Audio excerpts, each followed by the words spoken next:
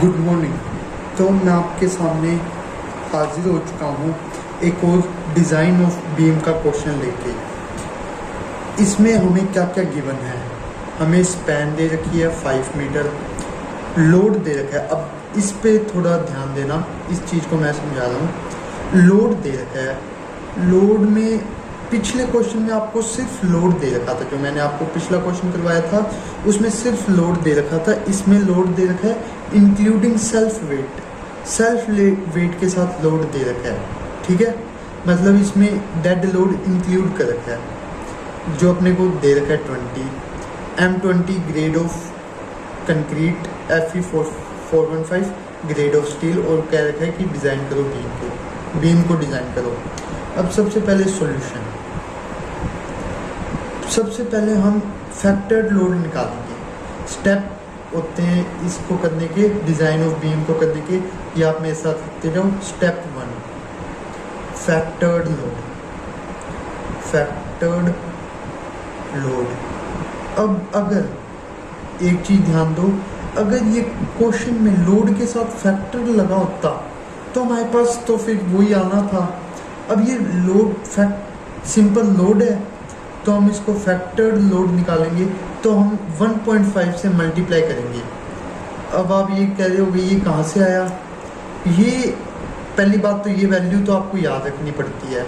अब जो लोड है हम उसको एक्स्ट्रा मान के ही चलते हैं कि हमारी बीम पे एक्स्ट्रा लोड ही आएगा जितना हम सोच रहे हैं ना। मतलब 20 का हमने सोचा है, पर हम 1.5 एक्स्ट्रा मान के ही चल रहे हैं कि इतना लोड एक्स्ट्रा आएगा, तब हम इसको मल्टीप्लाई कर रहे हैं। और इस वैल्यू को आपको याद ही रखना है। 1.5 into 20, answer is 30 kilo Newton पर मीटर। ये आपका आ गया फैक्टर्ड लोड। फैक्टर्ड लोड को हम किससे डिनोट करते हैं? WU, 30 kilo newton into metre. अब ये 1.5 अगर आपको ये नहीं समझ आया क्यों आया है, तो आपको ये याद रखना है कि फैक्टर्ड लोड निकालने के लिए 1.5 से हम मल्टीप्लाई ही करते हैं। अब स्टेप 2 क्या कहता है? फैक्टर्ड लोड निकाल दिया आपने, अब आप निकालो MU।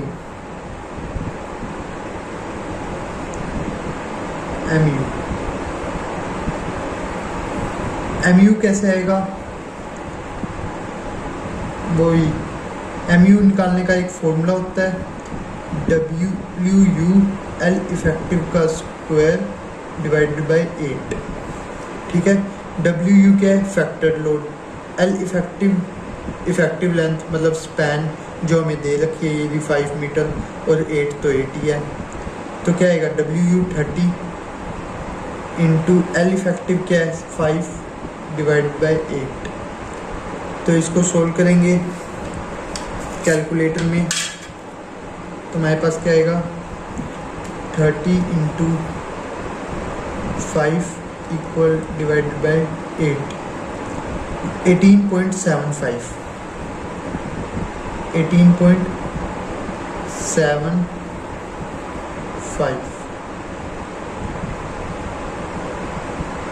Kilo newton into metre.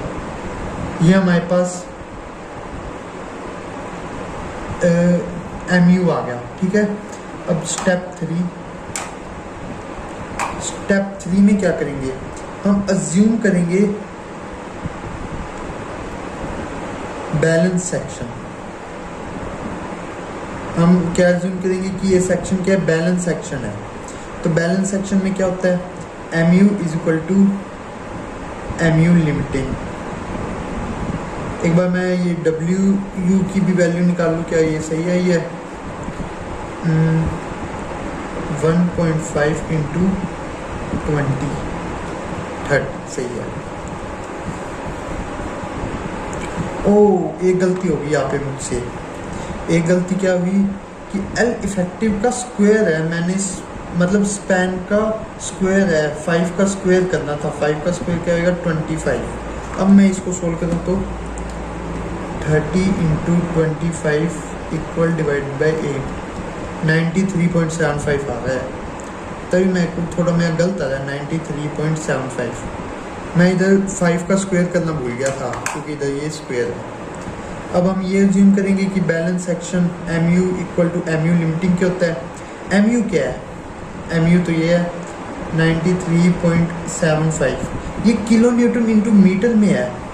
तो हम अगर 10⁶ से मल्टीप्लाई कर देंगे तो न्यूटन इंटू mm में हो जाएगा। ठीक है, ये mu लिमिटिंग जो आपको पिछली टेबल में इसका आई थी वो किस पे डिपेंड करता है, ग्रेड ऑफ स्टील पे। ग्रेड ऑफ स्टील 415 है, इस पे वैल्यू आती है mu लिमिटिंग की 0.138 FCK स्मॉल bd स्क्वायर। ठीक है, ये वैल्यू आती है। अब यहाँ से आप एक चीज़ और, मैं b की वैल्यू मान रहा हूँ 0.6d, ये आप एज्यूम करके ही चल लो। ठीक है, क्योंकि पिछली बार मैंने आपको बताया था जो b की वैल्यू होती है वो 1/2 से लेके 2/3 इंटू d तक होती है। तो इधर से मैं मान रहा हूँ 0.6d। अब ये b की वैल्यू मैं इसमें पुट करूँगा और बाकी सारी वैल्यू भी पुट कर रहा हूँ। 93.75 इंटू 10⁶ डिवाइडेड बाय, इसको डिवाइड में लेके जा रहा हूँ, या डिवाइड में नहीं, एक बार यहाँ पे वैल्यू पुट कर रहा हूँ। 0.138 इंटू FCK क्या है, grade of concrete 20 into b क्या है 0.6d और d स्क्वायर पहले ही था तो ये d क्यूब। अब इस सब को डिवाइड में लेके गया तो 0.138 इंटू 20 इंटू 0.6, तो ये यहाँ से कट गया। अब इसको मैं कैलकुलेटर से सोल्व करूँगा। ये वैल्यू क्या है 93.75 इंटू 10⁶ इक्वल डिवाइडेड बाय 0.138 और डिलीट ब्रैकेट लगाना भूल गया, divided by bracket 0.138 into 20 into 0.6 equal, ये मेरी वैल्यू आई है। अब इसका cube root shift x³ equal, तो d की वैल्यू मेरी क्या आ गई 383.97 mm। ठीक है, ये मेरी आई है d की वैल्यू। अब मैं ये d की वैल्यू को इस इक्वेशन में पुट करूँगा तो मेरे पास b आ जाएगा। b मेरे पास क्या आएगा 0.6 इंटू 383.97, तो क्या आ जाएगा 0.6 इंटू 383.97 इक्वल 230.32 mm। इनको मैं अप्रोक्सीमेटली इसको 230 ले रहा हूँ और d को मैं ले रहा हूँ 390। ठीक है, अप्रोक्स मान लिया मैंने, आप ऐसा कर सकते हो, कोई प्रॉब्लम नहीं होती।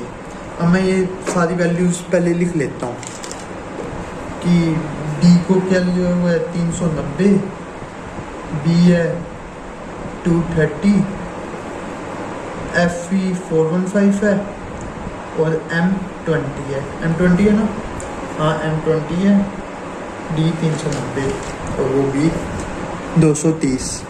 ये सब वैल्यू आई है। अब मैं स्टेप 5 करूँगा। अब मैं AST निकालूंगा। AST वही अपने मेन बड़े वाले फॉर्मूले से, वो क्या है 0.5 FCK small bd divided by FY bracket close 1 minus under root of 1 minus 4.6 mu बटे में FCK C K small B D square, इसमें वैल्यू पुट करो 0.5, F C K 20, small B 230, small D 390 divided by F Y 415 bracket close 1 minus under root of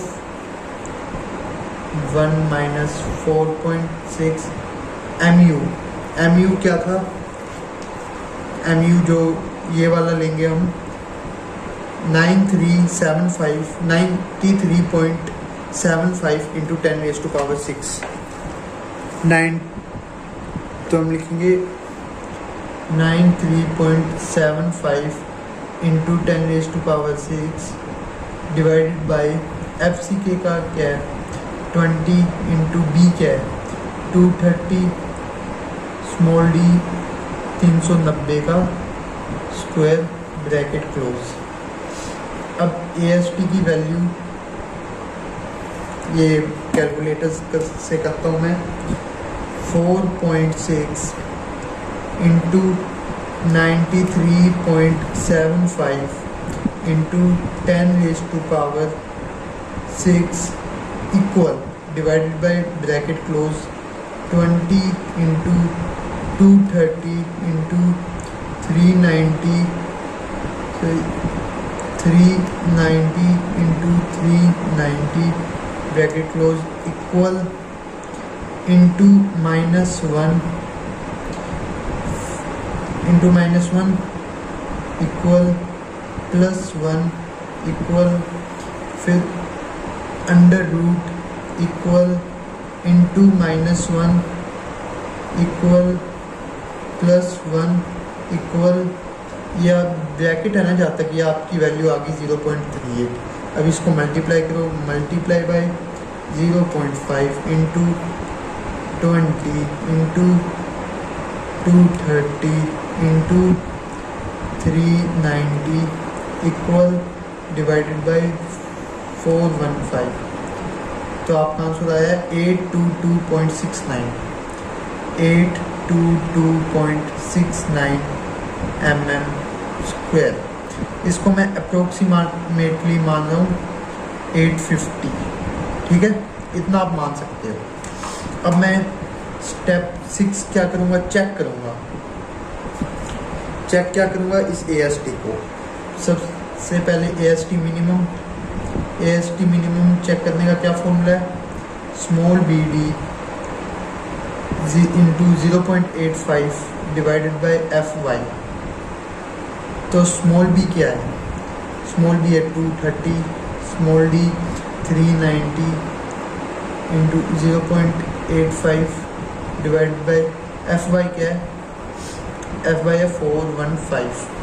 तो ए S T minimum आपके पास क्या है,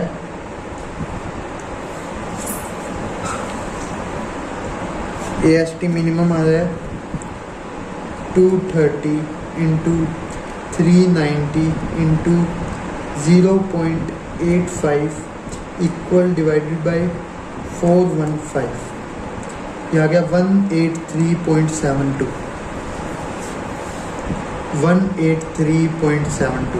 मतलब ये कम से कम इतना सरिया डालना है। हम कितना डाल रहे हैं, इतना, मतलब अभी तक सेफ है। ए एस टी मैक्स और कर लें, ए एस टी मैक्स हमारा इस वैल्यू से तो ज़्यादा ही आनी चाहिए। ए एस टी मैक्स का फॉर्मूला है 4% of small B into capital D. यहाँ पे ये आपकी गलती हो सकती है, यहाँ पे कई बच्चे स्मॉल डी लगा देंगे पर यहाँ पे आएगा कैपिटल डी। तो 4% क्या होता है 0.04, स्मॉल बी क्या है ये रहा 230, और कैपिटल डी कैसे निकलेगा, कैपिटल डी होएगा small D 390 plus nominal cover of beam जो क्या है, जो कि कितना है 25। ठीक है, ये भी आपको पिछली टेबल में सबके नॉमिनल कवर बताए गए हैं। तो ये 0.04 नहीं, पहले bracket 390 plus 25 equal into 230 into 0.04 equal 3818 mm²। मैंने कहा था इससे वैल्यू ये वाली ज़्यादा आनी चाहिए तो ज़्यादा आ रही है, हम इतना सरिया सही डाल रहे हैं। अब हमने डालना नंबर ऑफ स्टील देखने हैं, number of bar. Step 6 step 7 हो गया, नंबर ऑफ स्टील बार कितने हम डालने हैं। हमारे पास कुछ ग्रेड्स होती, एक हम मार्केट में किस mm या किस डाया के सरिये मिलते हैं हमारे पास, 10 mm के, 10 mm डाया के, 12 mm के, 16 mm के और 28 mm के। इस mm के हमारे पास मार्केट में सरिया मिलते हैं। अब इस mm के सरिया मिलते हैं तो हमें ऐसे सरिये डालने हैं, इनमें से ऐसे सरिये डालने हैं जो मतलब 5 या 6 सरिये हमारी यूज़ हो, 5 या 6 सरिये यूज़ हो। अगर मैं 10 mm के सरिये डालूँगा तो मेरे 20-30 आ जाएंगे सरिये, 28 के डालूँगा तो 1-2 आएंगे। तो मैं बीच की वैल्यू लेता हूँ 16 mm5 का मैंने बार लिया, तो एरिया क्या होगा, एरिया होगा π/4। एरिया ऑफ 16 mm5 का, एक बार का एरिया निकाल रहा हूँ मैं अभी, π/4 × 16 का स्क्वायर, तो क्या आएगा, shift pi into 16 equal divide by 4, 201.06। मैं इसको अप्रोक्सीमेटली 200 मान रहा हूँ, ठीक है। अब मैं कितने सरिये डालूँ, मैं 850 को 200 से डिवाइड कर रहा हूँ, 850 divide by 200, number of steel आ जाएंगे मेरे पास, ये आए हैं 4.25। अब देखो पॉइंटों में आया है, मैं अब ऐसे तो है नहीं कि मैं पॉइंटों में सरिये डाल दूँ। अब मैं इसका क्या करूँगा, मैं ज़्यादा डालूँगा, ये जो 4 है ना, मैं 5 सरिये डालूँगा। तो मैं कितने सरिये डालूँगा, 5 बार, इसको कैसे लिखते हैं, 5 बार और 16 mm5 के हम यहाँ पे ये सरिये डाल देंगे, तो हमारी ये डिज़ाइनिंग ऑफ बीम कंप्लीट हो गई। आज के लिए बस इतना ही, थैंक्स।